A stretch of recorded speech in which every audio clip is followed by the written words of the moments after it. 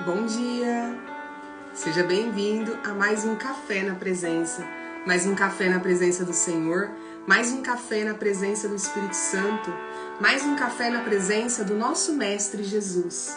Ah, como é bom poder estar, né? Na manhã, na presença do Senhor, estando, né, com o nosso coração aberto para receber o Senhor na nossa vida, para que o Senhor possa falar conosco, para que o Senhor possa trazer para nós, nesse domingo maravilhoso, mais uma oportunidade de aprender, mais uma oportunidade, né, de termos bons ensinamentos, mais uma oportunidade de termos, né, aprendizados com o nosso Senhor. É muito importante a gente aprender com Deus, aprender tudo que Ele tem para nos ensinar todas as manhãs, tudo que Ele tem para nos falar, tudo que Ele tem para nos direcionar, porque é só o Senhor que pode dar para nós a direção que nós procuramos na nossa vida. Só o Senhor que pode dar para nós tudo que nós esperamos, né? Só o Senhor que pode dar para nós tudo que nós buscamos. Só o Senhor que pode dar para nós a certeza, a confiança, sabe? O fortalecer da nossa fé. Só o Senhor que pode dar para nós a resposta das dúvidas que nós temos. Só o Senhor que pode dar para nós a paz que nós procuramos. Só o Senhor que pode dar para nós a luz aonde há trevas. Só o Senhor que pode dar para nós a rota certa a ser seguida. É só Ele que pode nos dar a verdadeira e a plena felicidade. Só Ele que pode nos trazer paz, amor, tranquilidade, respeito para conosco mesmo, respeito para com o outro. Só Ele que pode trazer para nós tudo o que há de bom. Poderia ficar aqui listando várias coisas que só Ele pode nos dar, só Ele pode trazer para nós. Mas o que Ele quer trazer para nós nesta manhã é que é preciso a gente dar um passo de cada vez. É preciso dar pequenos passos para que os grandes projetos da nossa vida se concretizem. A gente precisa caminhar devagar e sempre, fazendo tudo segundo a vontade do Senhor. E o ensinamento de hoje é esse, devagar e sempre. E o que o Senhor quer nos ensinar com devagar e sempre? Ele sempre tem coisas maravilhosas a nos ensinar. E não deixe, não retém esse ensinamento só para você. Entra agora, vai aí no aviãozinho, manda para alguém que eu tenho certeza que chegou, que tocou agora no seu coração, que está querendo acelerar a vida, que quer que as coisas aconteçam imediatamente. Mas o Senhor quer dizer que é devagar e sempre que as coisas acontecem. As melhores coisas, as maravilhas e as bênçãos. Então faz agora, né, a sua parte enquanto trabalhador da seara do Senhor. Clica aí nesse aviãozinho, manda para alguém esse devocional, alguém que precisa aliviar o coração, que precisa desacelerar nesse domingo e durante todo, né, nossa vida, porque a gente vive muito acelerado, né? A gente vive sem ver a vida passar, porque o tempo não dá. E a gente diz 24 horas já não tá dando mais. Eu queria que o dia tivesse mais horas, né? E na verdade é porque a gente quer que as coisas sejam imediatas. É por isso que a gente tem essa sensação de que o tempo não dá para fazer as coisas. É porque o controle das coisas não está nas mãos de quem deveria estar. Então, nesta manhã, o Senhor nos convida a caminhar, a fazer as coisas devagar e sempre. Se você não pegou seu cafezinho ainda, pega seu café, vamos tomar, para que a gente possa ouvir, né, os ensinamentos, o que o Senhor tem para nos dizer em relação a caminharmos dando um passo de cada vez. Um grande projeto, uma grande caminhada começa com um passo de cada vez. Toma um cafezinho aí.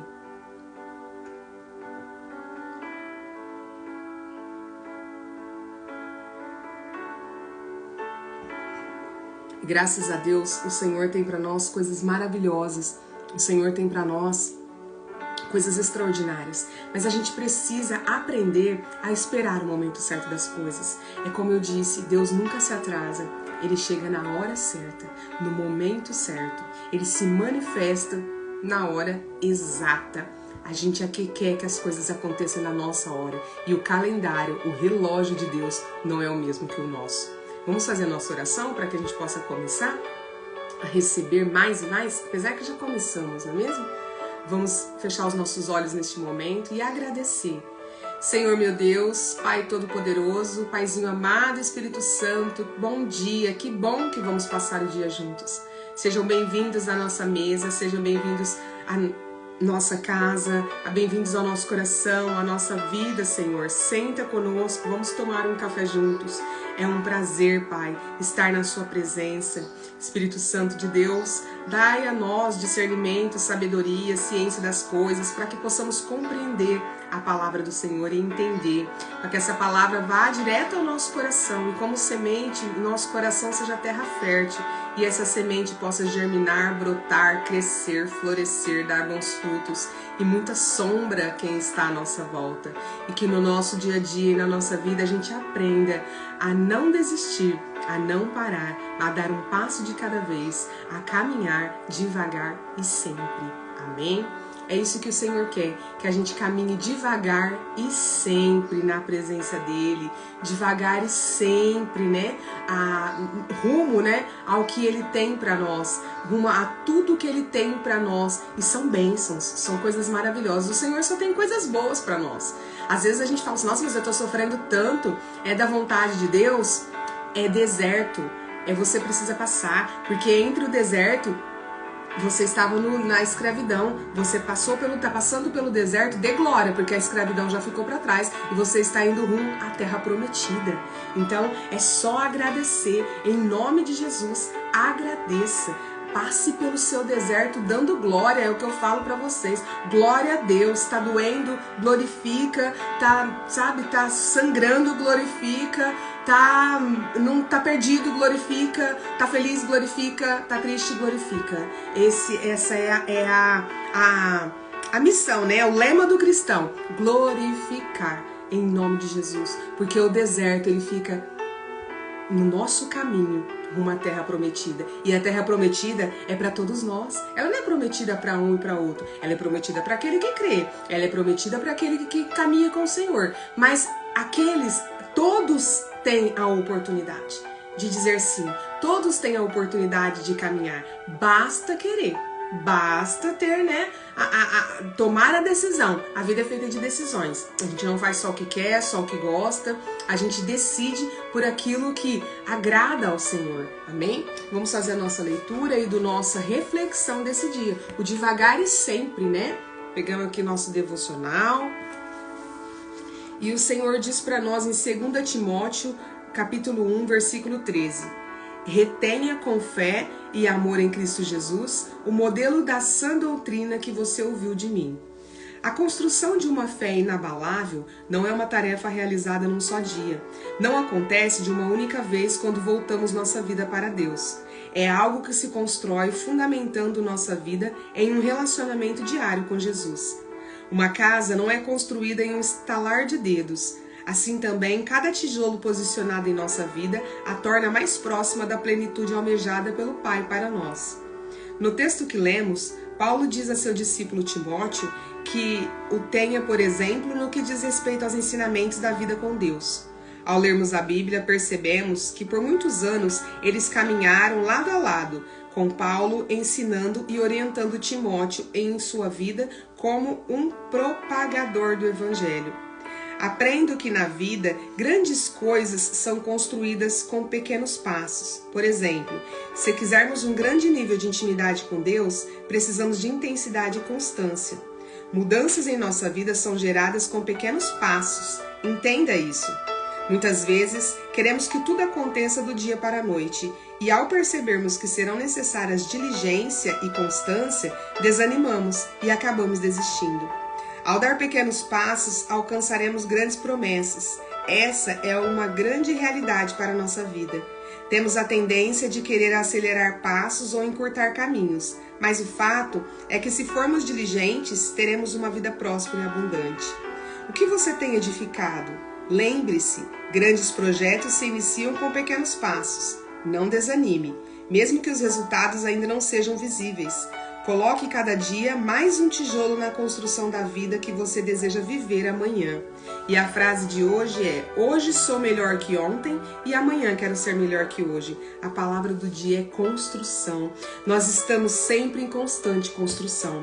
Todas as manhãs aqui nós estamos construindo um ser novo, né? Estamos construindo uma pessoa nova, né? Estamos construindo uma fé nova, estamos construindo uma fé inabalável, estamos construindo uma vida de intimidade com Deus. E eu pergunto a você, qual é a vida que você quer ter amanhã? Qual é a vida que você quer viver amanhã? Essa vida que você quer viver amanhã depende do que você está fazendo hoje, depende do que você está construindo hoje. Não tem como amanhã você morar numa casa, né, maravilhosa se você não começa a construção agora. Ainda que a construção não seja literalmente a construção da casa, mas a construção da aquisição dessa casa. É um exemplo. Amanhã eu quero ter uma vida plena, uma vida de paz, da verdadeira paz. Eu preciso começar a construir hoje. E todo grande projeto é feito, né? Começa com pequenos passos, né? Então, pra gente, uma grande construção, ela começa com o primeiro tijolo. Não se coloca vários, já não vem com uma parede inteira, né? São pequenos tijolos, são tijolos um de cada vez colocados. E assim, ó, às vezes exige tempo, depende do tamanho da construção, o tempo vai determinar o tempo. Depende do engenheiro, depende do pedreiro, depende do servente, depende de todos os trabalhadores dali. E na nossa vida não é diferente. O engenheiro, o arquiteto da nossa vida é Jesus. Depende do que nós estamos dando para ele, do projeto, né, da liberdade que nós estamos dando para ele, para que ele possa construir. A gente precisa buscar isso na nossa vida, a gente precisa entender que por mais que a gente não está vendo, se você olha para a construção, você acha que ela não está subindo. Quantas vezes a gente passa em algumas construções, a gente fala, nossa, mas essa construção parece que não passa do chão.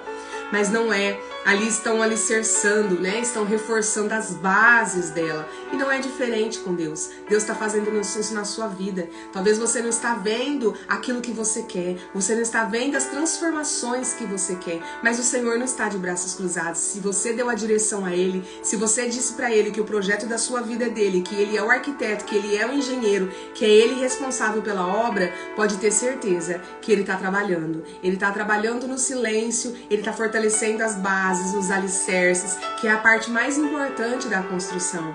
Ele está fazendo os pilares, Ele está fazendo tudo o que precisa ser feito. E muitas vezes isso está, né, abaixo do solo e a gente não está enxergando. Depende do tamanho da sua construção. E Deus tem coisas grandes para você. Deus quer fazer uma coisa grande, uma construção grande, uma obra grande na sua vida. Basta que você diga para Ele, Pai, o projeto é seu, faça o que você quiser, tudo está em suas mãos. Eis-me aqui para viver segundo a sua vontade. E deu problema na construção, deu problema, choveu, tremeu o chão, faltou material, dá glória. Faltou profissional, dá glória. Teve problema na hora da instalação, dá glória.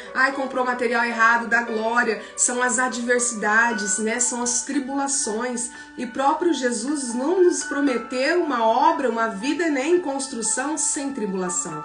Não, Ele disse para nós que na vida haveria aflições, né? Ou seja, que na obra teria problemas, sim, teria diversos obstáculos, mas Ele disse também que Ele estaria conosco até o fim. Então o engenheiro da sua vida, o arquiteto da sua vida está na obra. Ele não é aquele que passa de vez em quando, Ele não é aquele que vem às vezes para ver como que está a construção, Ele não é aquele que vai lá somente para dar ordem e vai embora. Não, Ele fica o tempo todo na obra, Ele fica o tempo todo zelando, Ele escolhe os melhores materiais. Ele não trabalha com material de segunda linha, Ele não trabalha com material usado, Ele não trabalha com material não aprovado, sem selo de aprovação. Não, esse não é o nosso engenheiro, esse não é o nosso arquiteto. O arquiteto e engenheiro da nossa vida, o responsável pela obra da nossa vida, Ele é o melhor profissional. Não há profissional como Ele. Ele é o melhor dos melhores, Ele é o soberano, né? Ele é o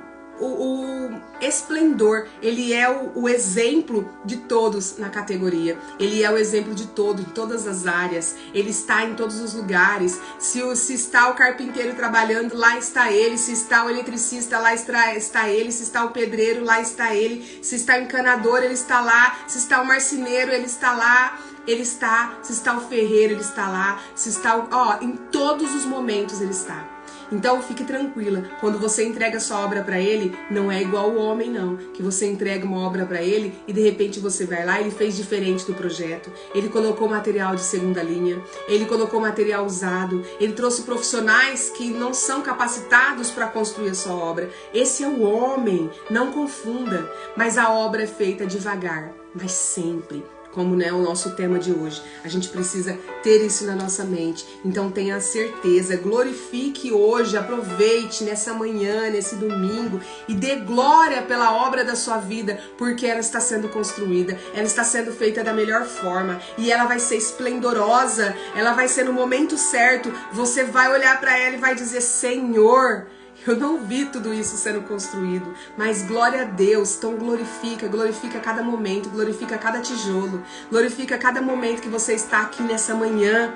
Não deixa, ali falou muito da constância. É preciso ser constante, porque se a obra não for constante, o cronograma não vai ser cumprido. Se a obra não for constante, todos os dias os trabalhadores têm que estar lá trabalhando, porque senão a obra não vai sair realmente do lugar, todos os dias. Então é preciso ser constante com Deus, é preciso ser constante na busca, né? Porque você precisa fazer a sua parte na obra. Você tem a parte na sua obra. Você entregou os projetos na mão do Senhor, mas tem a sua parte na obra. Você é responsável pela sua parte na obra. A pessoa que está fazendo a construção, né? Não o construtor, mas o cliente, né?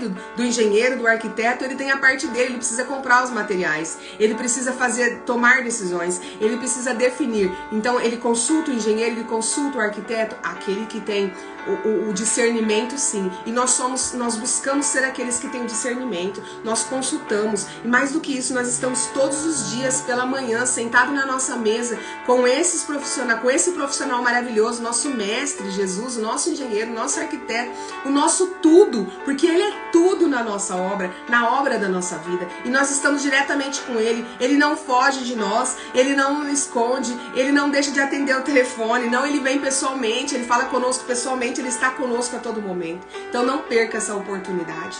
Fale com ele: Senhor, construa da sua forma, pinte do jeito que o Senhor quer pintar, coloque o piso que o Senhor quer colocar, coloque na altura que o Senhor quer colocar, coloque a madeira, coloque a ferragem, coloque o concreto, coloque a laje, faça as paredes, reboque, faça tudo segundo a sua vontade, não a minha. Eu creio e confio no Senhor, em nome de Jesus. É isso que Ele quer dizer para nós nessa manhã. E Ele quer também trazer para nós, né, uma palavra, um ensinamento, além do que nós já tivemos até aqui, para nos complementar no devagar e sempre, sermos devagar e sempre. E a palavra de hoje, né, a leitura que nós vamos fazer é Gênesis 25. E hoje nós vamos falar da morte de Abraão. Já vimos toda a vida de Abraão, agora vamos ver sobre a morte de Abraão, que nos ensina essa passagem. Abraão desposou ainda outra mulher chamada Quetura. Ela lhe deu os seguintes filhos: Zinrã, Joquizã, Medã, Midian, Isbaque e Suã. Joquizã gerou Sabá e Dedã. Os descendentes de Dedã foram os Assuritas, os Letuzitas e os Leumitas. Os filhos de Midian foram Efá, Éfer, Enoque, Ábida e Elda. Todos esses foram descendentes de Quetura. Abraão transferiu todos os seus bens a Isaque. Quanto aos filhos de suas concubinas, Abraão lhes deu presentes e os enviou ainda em vida para morar longe de seu filho Isaque, para leste, para a terra do Oriente. Eis a duração da vida de Abraão, 175 anos. Depois Abraão expirou, morreu numa velhice feliz, idoso e repleto de bons anos, e foi reunido aos seus antepassados. Seus filhos Isaque e Ismael sepultaram na gruta de Maquipela, próximo ao Manre, no campo de Efron, filho de Zoar, o Eteu, campo que Abraão comprara dos hititas. Foi ali que Abraão e Sara, sua esposa, foram sepultados. Depois da morte de Abraão, Deus continuou a abençoar sobremaneira seu filho Isaque, e Isaque habitou junto ao povo de Beor-Laai-Roi. Os filhos de Ismael, né, Ismael era o filho de Abraão com Agar. Este é o registro da descendência de Ismael, filho de Abraão, que Agar, a serva egípcia de Sara, deu a ele. São estes os nomes dos filhos de Ismael listados por ordem de nascimento: Nebaiote, o filho mais velho de Ismael, Quedar, Adbeel, Mibizão, Misma, Dumá, Massá, Edade, Temá, Getur, Nafis e Quedemá. Foram esses os 12 filhos de Ismael, que se tornaram os líderes de suas tribos. Seus povoados e acampamentos passaram a ser chamados por seus próprios nomes. Ismael viveu 137 anos, morreu e foi reunido à sua parentela.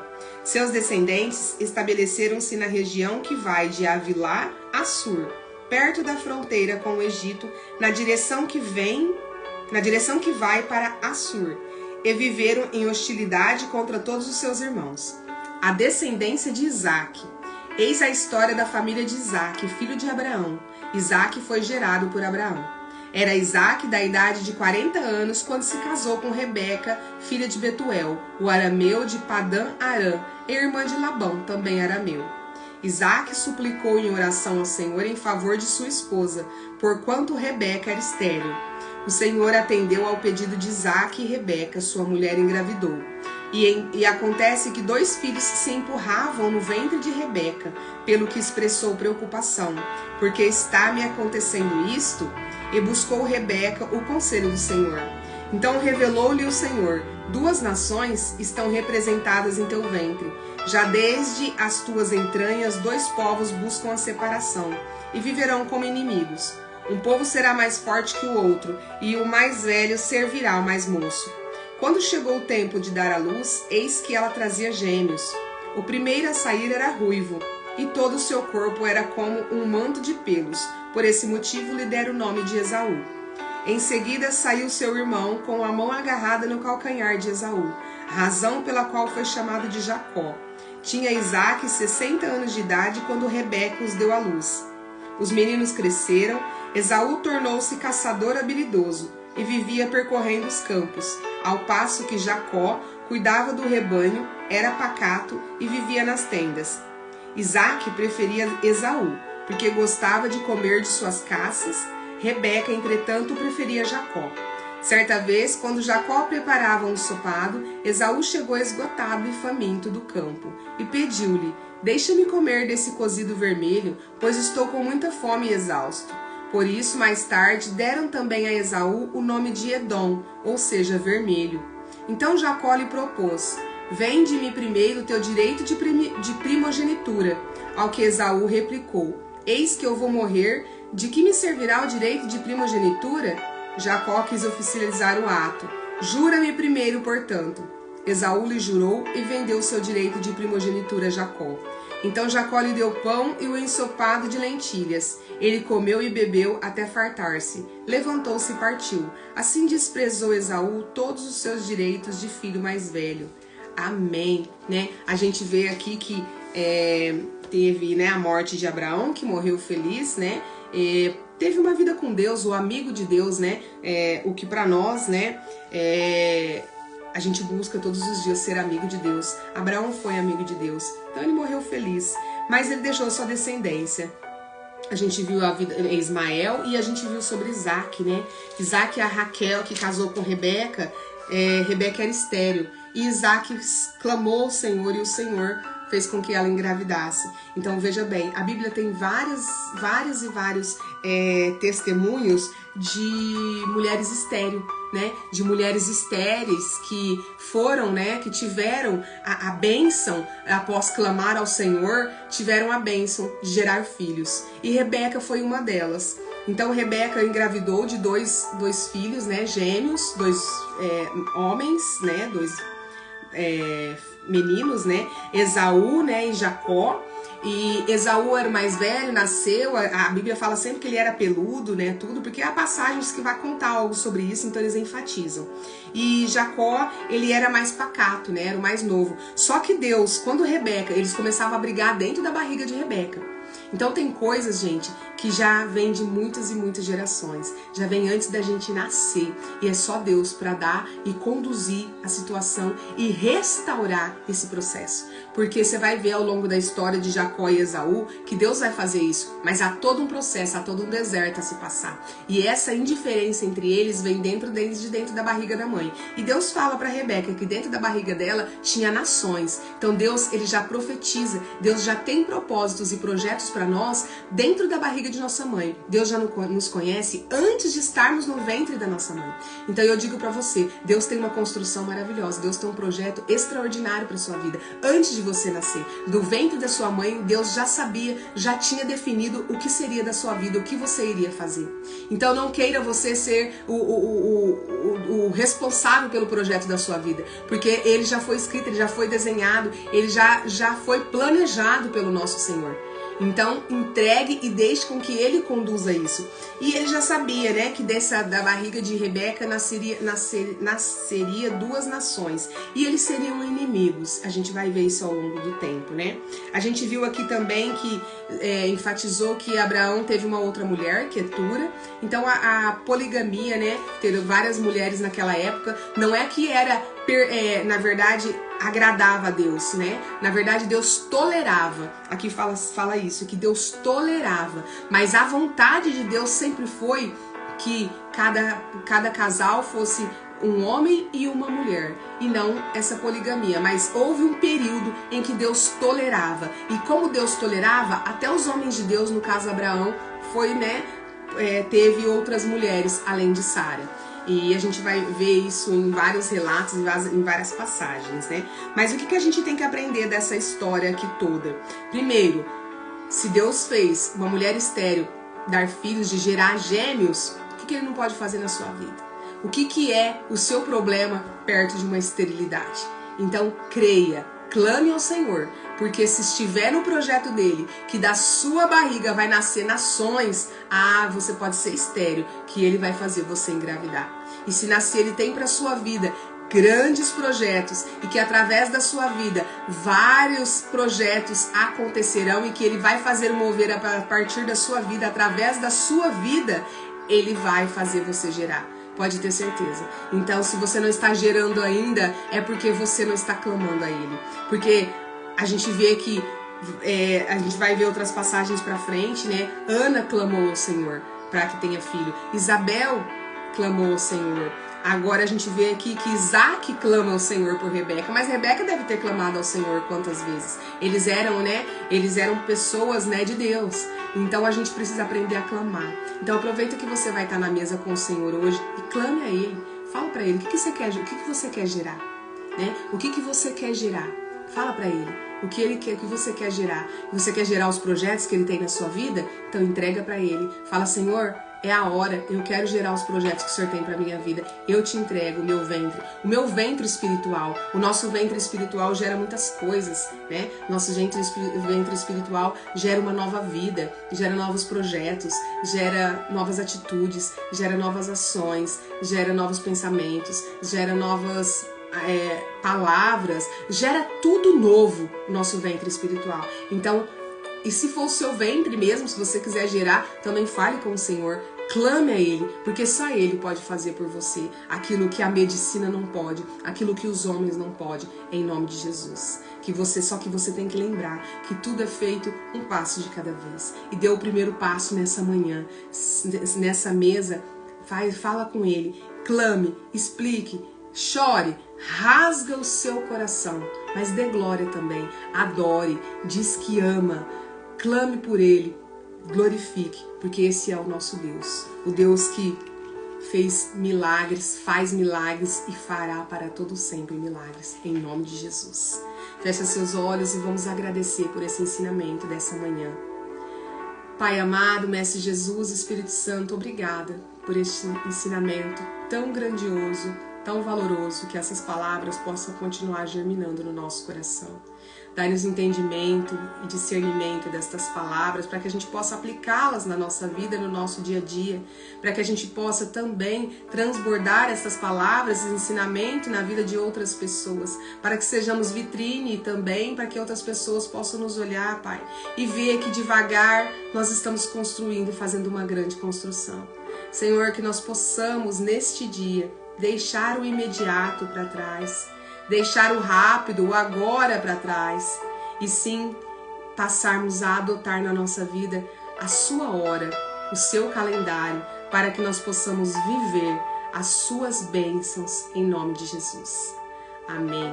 Que vocês tenham um domingo extraordinário na presença da família, um domingo na presença do Senhor. Que vocês sejam a presença do Senhor em meio aos seus. Que onde vocês forem, que a presença do Senhor seja sentida. E que onde vocês forem, o Espírito Santo de Deus vá à frente de vocês, em nome de Jesus.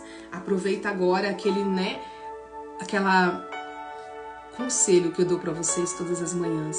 Aproveita que você está na mesa com Ele, com o seu engenheiro, com o seu arquiteto, o seu pai, e conta tudo para Ele. Seja bem mimado e bem mimada nesse domingo. E eu te espero amanhã, às 6h01, na presença do Senhor, nosso café, nossa palavra de ensinamento e também a nossa prática da constância. Em nome de Jesus. Um grande abraço e até amanhã.